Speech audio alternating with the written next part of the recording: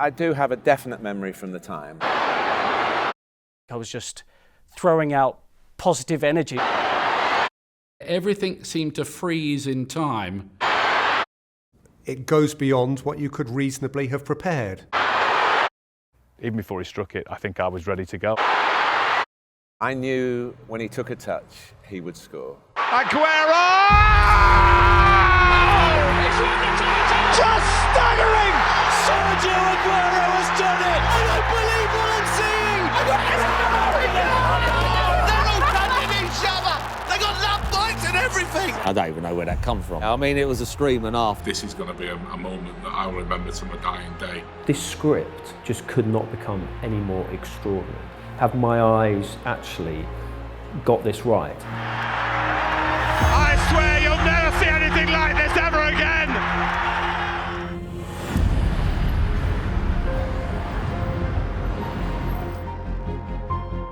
I've been around this football club in its various guises for a long period of time now, and that phrase that I'd heard a few times, I heard it a lot that morning, it could be typical City, meaning they've built us up and they'll let us down. City and United are level on points. City have got to win, pretty much in the knowledge that United will win their game at Sunderland. My heart of hearts said Manchester City are too good. All they had to do was beat Queen's Park Rangers at home. Easy. City's fans knew deep down that this was the most winnable of winnable home games. I thought there were certainties. I thought it was an absolute given. The press stewards at City are always very sort of welcoming, but they are just die-hard Blues, and you'd shake their hands and look them in the eye and wish them luck, and you could just see the nerves. It was completely full. There were people who'd been turned away, journalists from all over the world. And you look round and you see the heavyweights have come in from Gazzetta dello Sport in Italy or L'Equipe in France. A lot of people wrote material, obviously not knowing Manchester City and their history, and started to write their reports before the game. Welcome along to Squeaky Bum Sunday. Oh, what a the name. last day of the Premier League season. Queen's Park Rangers obviously had an issue. They weren't just here making up the numbers on the last day of the season. They were playing to stay in the Premier League. In terms of the ability of the two teams, you would have thought that City would win in a reasonably straightforward fashion. Goodness me, it was the most unstraightforward afternoon that you're ever likely to watch in any sport in all of your life. 44 years, 22 changes of manager, 5 relegations and 5 promotions. Manchester City stand on the edge of glory again. Manchester City will become only the 5th different name on the Roll of Honour if they beat Queen's Park Rangers. There will be tears. You know there will be tears. I knew it before I was told it. I knew it from the fans around me. No goals, but there has been one on Weir side. Manchester United lead. Pressure on Manchester City. Only against Queen's Park Rangers at home, but it's goalless at the moment. A warrior, that's the word that always comes to mind about Pablo. I don't think there could have been a more popular scorer. It's Zabaleta! Where's it going to drop? It's in! The mood changes from desperation to delight. You could sense that there was people were starting to believe, but always you still feel that there are City fans around who are thinking, how is this all going to go wrong? It's got to go wrong somehow. It is half-time, it is engrossing, undulating, entirely absorbing.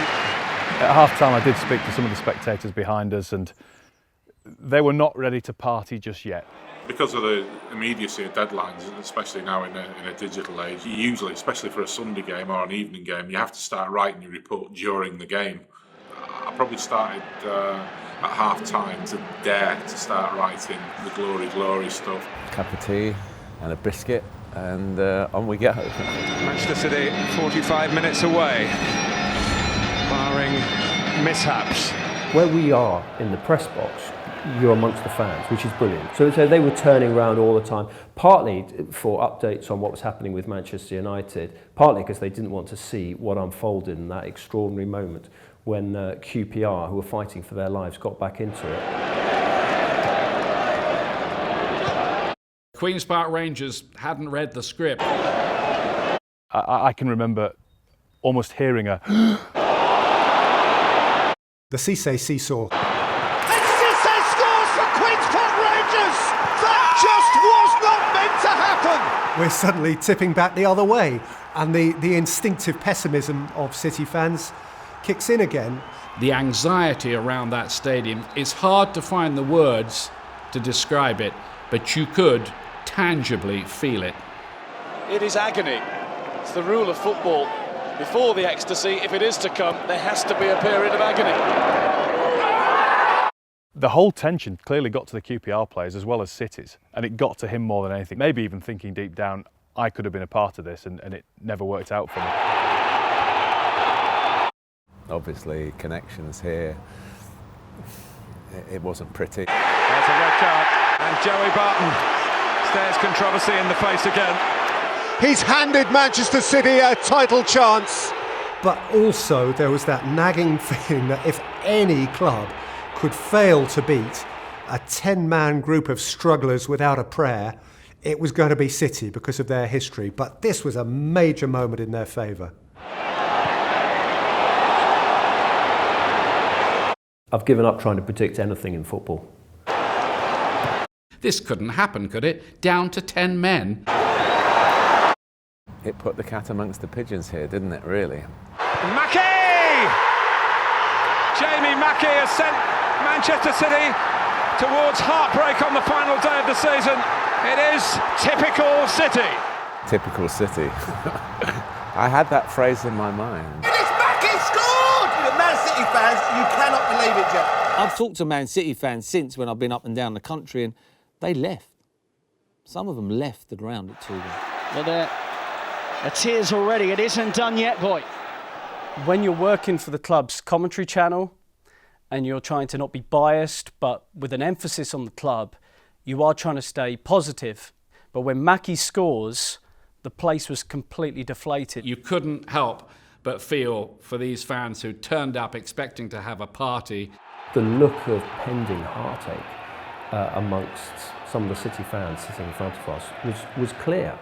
I mean, I saw this woman who walked out, and I described her, possibly a bit unfairly, looking like she just staggered out of a car crash.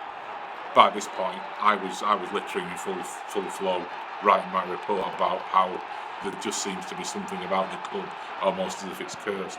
I think the last few minutes of the game, a lot of the tension had disappeared, and that might have been what helped the players on the field, because most of the fans sitting around us were thinking, well, that's it then. I was sitting there and I'm thinking, this is just going to fizzle out. And then Charlie said to me, Charlie, Nick and Tomo said, what do you reckon, what do you reckon? And I said, there'll be drama. There'll definitely be drama in this game. Something's going to happen. The injury time, or Fergie time as I called it, was just one of the most unbelievable passages of play I've ever witnessed. And then all of a sudden the corner come over. Silva whips it in. Header, goal! It's 2-2! And Dzeko! And they run back to the halfway line trip. When Dzeko's header hits the net, your first response is to look at your watch. 4 minutes to save themselves! 4 minutes to find their crown! I remember saying to my producer, who did get a little bit excited, I remember saying, well, this is City, that just makes it worse. The tiniest little bit of hope. It's the hope that's been killing them for years. The other subplot, of course, was the news was coming through to QPR and they were getting calls directly to the bench. One of their backroom staff had gone to the game that affected their relegation issue. QPR were out on their feet. They had nothing left. There were only 10 of them. And what's more, fairly early in stoppage time, they learnt that they were safe. So, in a sense, they were now a sitting duck. I'm not saying for one moment that it affected their concentration, but somebody might argue that. And I remember QPR got the ball and they kicked it in the corner. They literally kicked it in the corner, and they all run back to the edge of the box. It's now come down effectively to goal. It was all down to individuals taking responsibility. And Balotelli has had some criticism. I've slagged him off on many an occasion for some of the daft things that he's done. But tell you what, that was a great pass to Aguero. It's finished at Sunderland. Tony Mills was the match director, who's I've worked with actually for most of the years that I've been in television. And his talent for keeping calm at a moment like that, because it's not just what was happening here. We have the pictures Sunderland as well. Manchester United have done all they can. That Rooney goal was enough for the 3 points. To have the shots, the split screen of the United players that much away from winning another Premier League title. And then we came back from that to the moment Balotelli got the ball. Manchester City are still alive here. Balotelli! It was a Hollywood feature film made with all the advantages of high tech doing it after the event. You couldn't have got it better, and Tony got it absolutely spot on. And then the roof fell in, really. Aguero!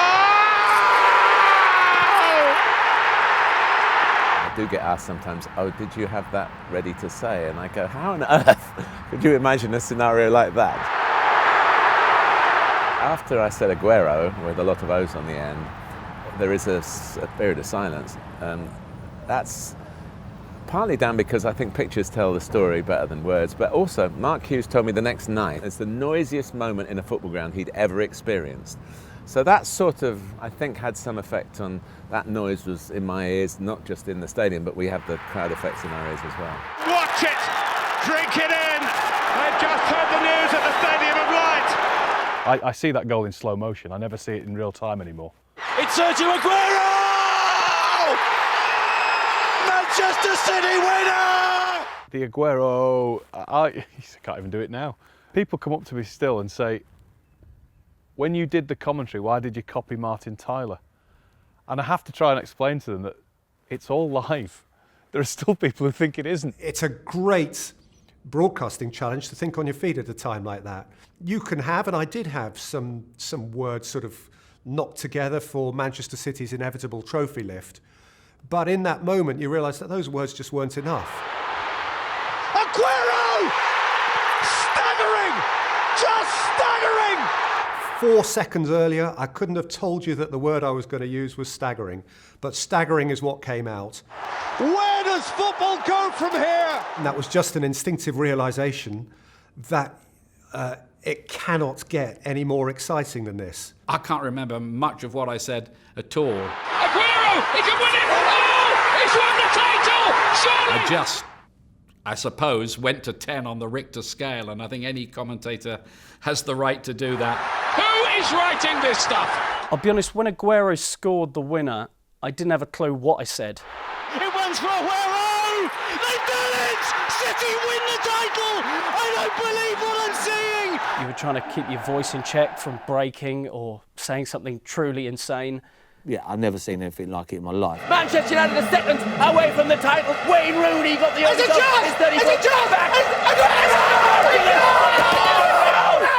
The next day, my reaction was shown, I don't know how many times, on Sky News and then on the internet. Incredible! Oh my God! You should have never seen anything like this. It's gone mad! You'd have thought I was a Man City fan all my life.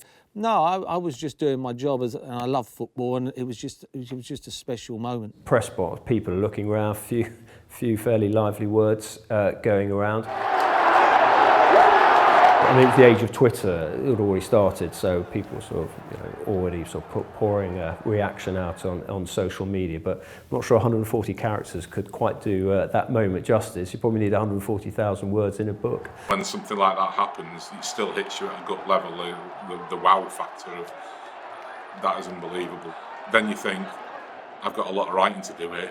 I had to delete almost all of what I'd just written. They expected my match report within 5 minutes of the final whistle. And I looked round at some of the foreign journalists who were there, and they were going, "Wow, this is English football." And I remember having a chat with a guy from Gazzetta, and looked at what he'd written the next day. He said, "One day Prince Charles will be King of England, but today the King of England is Roberto."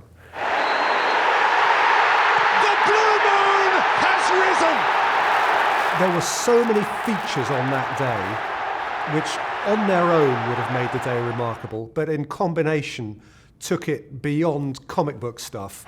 A day many thought would never come. You don't get titles won with the last kick of the last game in injury time. It doesn't happen, but it did once. It was really nice of the club to play that to him with my commentary on. I think he thought it was pretty funny how berserk I went.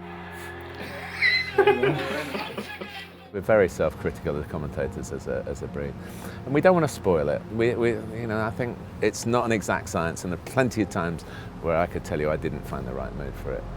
But in 2012 I did, but Sergio, thank you. I swear you'll never see anything like this ever again. You will never see anything like it again, I promise you.